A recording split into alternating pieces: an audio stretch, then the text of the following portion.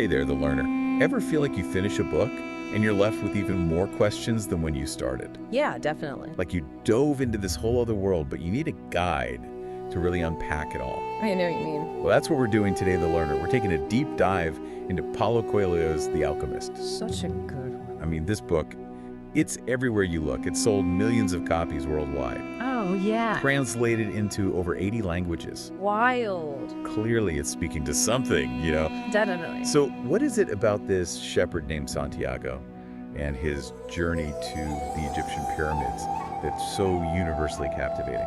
I think what makes The Alchemist so fascinating is that it manages to be both a simple adventure story, but also this really profound exploration of themes like purpose, destiny, and listening to your own heart, you know? Yeah. It really taps into this like universal yearning for something more, this desire to break free from the ordinary and pursue what Coelho calls your personal legend, you know, your true calling. It's interesting you say personal legend right off the bat because that's a concept that pops up almost immediately in the book. Right. Santiago, he's content with his life until he has this vivid dream, right?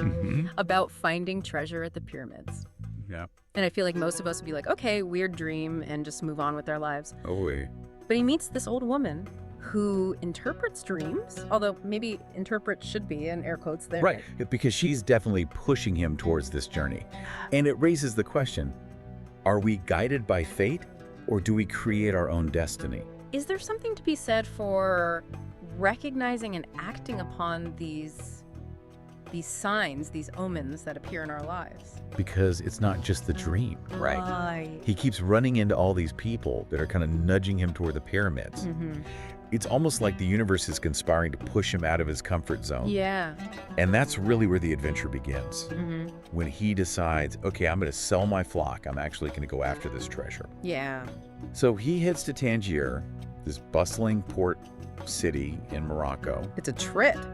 Oh, I bet. Yeah. Total sensory overload, right? Oh, yeah. The sights, the sounds, the whole new world for him. Totally. He even gets captivated by this beautiful sword at one point. Of course. Which, I don't know about you, but I'd be tempted. Who wouldn't be? Right. But instead of buying the sword, he stumbles into this crystal shop. Okay. And ends up, you know, using his wits to help the merchant make more money. Interesting. Yeah. So what's interesting here is that even though Santiago is on this quest for treasure, right? Right. He gets a little sidetracked by this different kind of opportunity. Yeah. He learns all these valuable lessons about business, about listening to his intuition, and about taking risks. It's almost like this detour is a microcosm of the larger journey he's on. Okay. He's learning that the path to your personal legend isn't always a straight line. And isn't that true of life in general? Totally. We get so focused on the destination that we forget to pay attention to the lessons and maybe even the opportunities along the way. Right.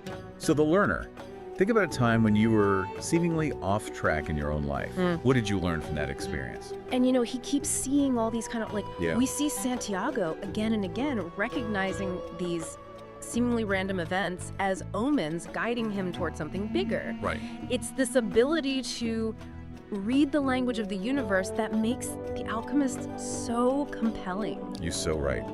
And that whole language thing Yeah. is something that keeps popping up throughout the story. Totally. I mean, we're talking everything from like Everywhere. the way the wind blows to the flight of birds to even the words people say. It's all connected. Right. Yeah. So his journey takes him to the heart of the desert, right? Oh, yeah. The Sahara Desert, where he joins a caravan that's headed for the pyramids. Of course. And he meets this Englishman who is obsessed Yes. with alchemy, Alchemy. which is fascinating in and of itself. Yeah. But it also connects back to that whole idea of transformation. Right. It's like Okay. turning lead into gold, but also like Yeah. what is Santiago turning himself into? Ooh, I like that. Yeah. Okay, so we've got this Englishman, right? Yes. He's drowning in books about alchemy, Oh yeah, he's got to figure it out. trying to understand, like, how to literally turn lead into gold. Great. It's kind of like Santiago and his fascination with the pyramids. Totally.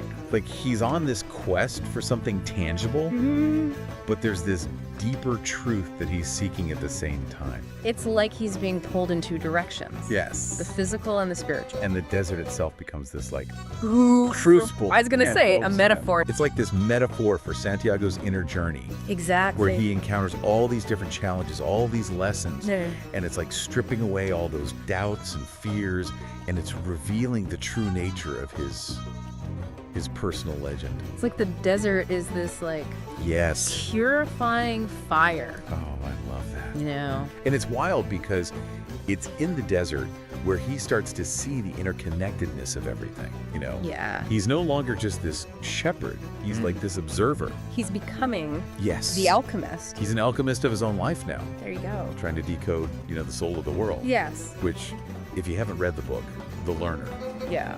that's what the book refers to as this like, Universal energy. yes, thank you. This force that connects everything. It's like the force from Star Wars, Oh my gosh. but like more mystical. So he's learning to tap into that, right? He's gotta. Which is incredible. And it's crazy. What's that? Just when you think he's about to reach his goal, Yeah. discover the treasure, something unexpected happens. What's that? He gets robbed. Oh no. Can you believe that? He's come all this way, faced danger, learned these incredible lessons, Right. and now this. It's like a final test almost, you know? The universe, or maybe Coelho himself, is throwing this last obstacle in his path. Yeah. And it would be so easy to just give up at this point, right? Sure. To say, that's it, I'm done. This whole journey was pointless. Yeah. Throw your hands up in the air. Exactly. But it's interesting because remember those tears we talked about earlier? Yes. The alchemist told Santiago to pay attention to the place where he cried, Oh, that's right. because that's where he'd find his treasure. Wow.